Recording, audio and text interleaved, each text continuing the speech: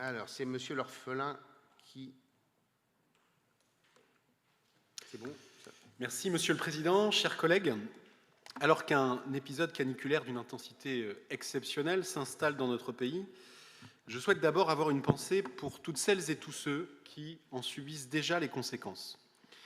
Cette situation nous renvoie inévitablement à l'été 2003, qui demeure l'un des plus grands drames sanitaires de notre histoire récente. Près de 15 000 personnes avaient alors perdu la vie en France en quelques semaines, souvent dans l'indifférence générale et au prix d'une impréparation collective dont nous avons tous gardé le souvenir. Cet épisode avait agi comme un électrochoc et révélé la vulnérabilité de notre société face aux événements climatiques extrêmes. 23 ans plus tard, les canicules ne sont plus des événements exceptionnels. Elles sont devenues une réalité récurrente de nos étés, pour ne pas dire de nos printemps. Selon les climatologues, leur fréquence, leur durée et leur intensité continueront d'augmenter dans les décennies à venir sous l'effet du dérèglement climatique. Et derrière les chiffres et les courbes de température, il y a des réalités humaines très concrètes. Je pense à celles et ceux qui vivent dans des logements mal isolés, de véritables bouilloires thermiques qui se transforment en four dès les premières chaleurs et où il devient impossible de trouver le sommeil ou simplement de récupérer la nuit. Je pense aux élèves, aux enseignants et à l'ensemble des personnels éducatifs qui doivent poursuivre leurs activités dans des établissements parfois inadaptés aux fortes chaleurs, dans des salles de classe surchauffées, dans des cours largement minérales où l'ombre et la fraîcheur demeurent trop rares. Je pense également à toutes celles et tous ceux qui continuent de travailler malgré des conditions devenues particulièrement éprouvantes, les ouvriers du bâtiment, les personnels des transports, les aides à domicile, les soignants ou encore les salariés de nombreux entrepôts et ateliers où la température devient parfois difficilement supportable. Et comme souvent, face aux crises environnementales, ce sont les plus modestes qui sont les plus exposés. Ceux qui disposent du moins de ressources pour adapter leur logement, ceux qui n'ont pas la possibilité de quitter les centres urbains les plus minéralisés, ceux dont les conditions de travail offrent le moins de protection face aux fortes chaleurs. Et pourtant, à chaque nouvel épisode, nous avons parfois le sentiment de redécouvrir le problème. Bien sûr, des dispositifs existent, il y a le plan canicule national, il y a les aides à la rénovation énergétique, il y a des mesures de prévention mises en œuvre par les collectivités, mais soyons lucides. L'ampleur des transformations nécessaires pour adapter notre pays à un climat qui se réchauffe rapidement demeure très largement sous-estimée. Or, force est de constater que l'écologie continue trop souvent d'être reléguée au second plan des priorités publiques. Les politiques environnementales apparaissent encore une fois fragilisées, soumises à des arbitrages à court terme, tandis que se multiplient, ici comme ailleurs, les tentatives venues de la droite et de l'extrême droite de remise en cause des protections environnementales pourtant patiemment construites depuis plusieurs décennies. Le paradoxe, chers collègues, est saisissant. Au moment même où les effets du dérèglement climatique deviennent visibles et palpables pour chacune et chacun d'entre nous, certaines persistent à considérer les exigences écologiques comme une contrainte secondaire, comme une punition, plutôt que comme une nécessité vitale. La chaleur qui frappe aujourd'hui notre pays n'est pas seulement un épisode météorologique.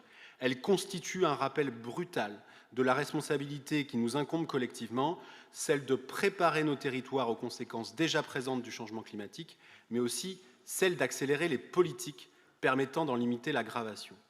Car la véritable impréparation ne serait plus aujourd'hui de ne pas savoir, elle serait de savoir et de ne pas agir à la hauteur de l'enjeu.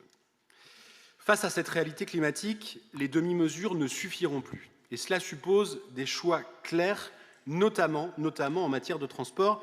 Et c'est pourquoi j'aimerais revenir sur cette déclaration que vous faisiez le 4 mai dernier, Monsieur le Président. Je cite « Les projets routiers, c'est fini ».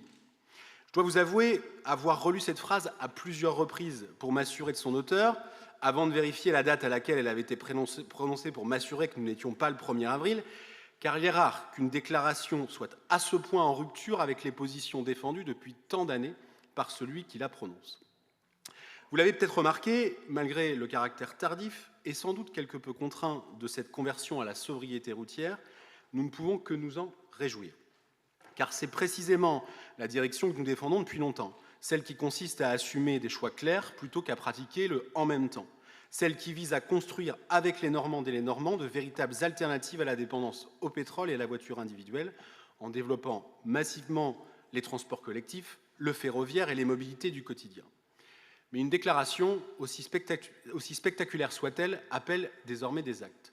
Que deviennent les 205 millions d'euros que la région prévoyait de consacrer au contournement est de Rouen? Quelle part a d'ores et déjà été consommée? Ces crédits seront-ils réaffectés à d'autres priorités, notamment au ferroviaire, ou disparaîtront-ils purement et simplement des investissements régionaux? Qu'en est-il également des nombreux autres projets routiers soutenus, cofinancés ou inscrits dans différentes programmations régionales, notamment dans le cadre du contrat de plan État-région? Car si vraiment les projets routiers, c'est fini, Monsieur le Président, alors une clarification s'impose, projet par projet, euro par euro. La région doit indiquer clairement de quels aménagements elle se retire, quels financements seront réorientés et quelles nouvelles priorités elle entend désormais poursuivre. C'est à cette condition que cette déclaration pourra être perçue comme un véritable changement de cap et non comme une simple formule de circonstance dont il faut bien reconnaître, Monsieur le Président, que vous avez le secret.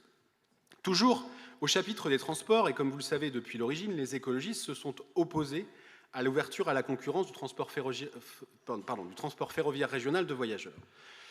Nous avons souvent eu le sentiment que nos alertes étaient accueillies avec le même scepticisme que celles formulées pendant des années contre le contournement est de Rouen, par exemple, et l'actualité récente montre pourtant qu'il n'est jamais inutile d'écouter ceux qui contestent les évidences du moment. Je souhaite, sur ce sujet, avoir un mot pour les cheminotes et les cheminots mobilisés ces dernières semaines partout dans le pays.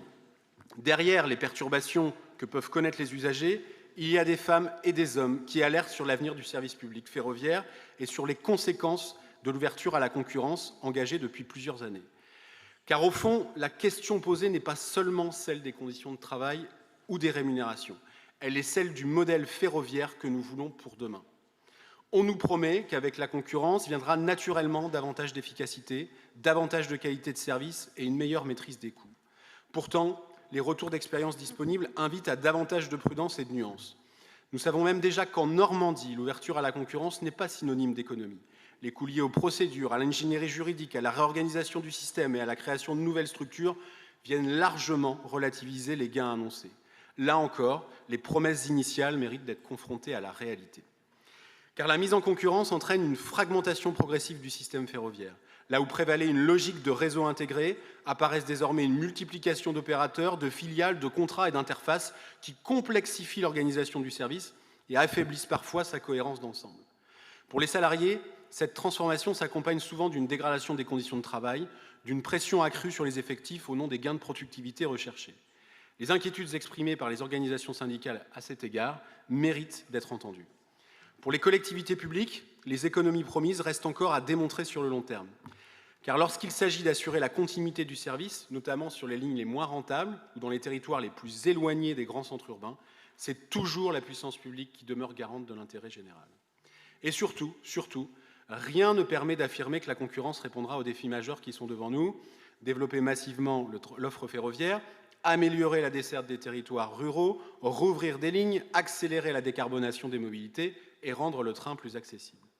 Nous le répétons depuis longtemps, le train n'est pas un marché comme un autre, c'est un bien commun, c'est un outil indispensable de cohésion territoriale, de justice sociale et de transition écologique. À l'heure où chacun s'accorde à reconnaître la nécessité de réduire notre dépendance à la voiture individuelle et aux énergies fossiles, la priorité devrait être de renforcer le service public ferroviaire, de lui donner les moyens de se développer et d'investir dans son avenir plutôt que d'organiser sa mise en concurrence. C'est pourquoi nous entendons les inquiétudes exprimées par les cheminotes et les cheminots. Et c'est pourquoi nous soutenons leur demande d'un moratoire sur l'ouverture à la concurrence. Non par conservatisme, non par attachement au statu quo, mais parce qu'il est légitime de faire une pause et d'évaluer objectivement les conséquences de cette réforme avant d'aller plus loin. Quel bilan peut-on aujourd'hui tirer des premières mises en concurrence? Quels bénéfices réels pour les usagers? Quels impacts sur les finances publiques, sur les conditions de travail des salariés, sur la qualité et la continuité du service public? Ces questions méritent mieux que des réponses idéologiques. Elles méritent un débat transparent, fondé sur des faits et sur l'intérêt général. Monsieur le Président, puisque la région Normandie s'est engagée dans cette voie de l'ouverture à la concurrence, êtes-vous prêt à demander, vous aussi, un temps d'évaluation et de clarification? Êtes-vous prêt à soutenir un moratoire permettant de dresser un bilan sérieux avant de poursuivre une transformation aussi profonde de notre système ferroviaire? Car avant de mettre les opérateurs en concurrence, il faudrait d'abord mettre toutes nos forces au service d'une autre ambition, celle de développer le train partout, pour toutes et pour tous. Je vous remercie.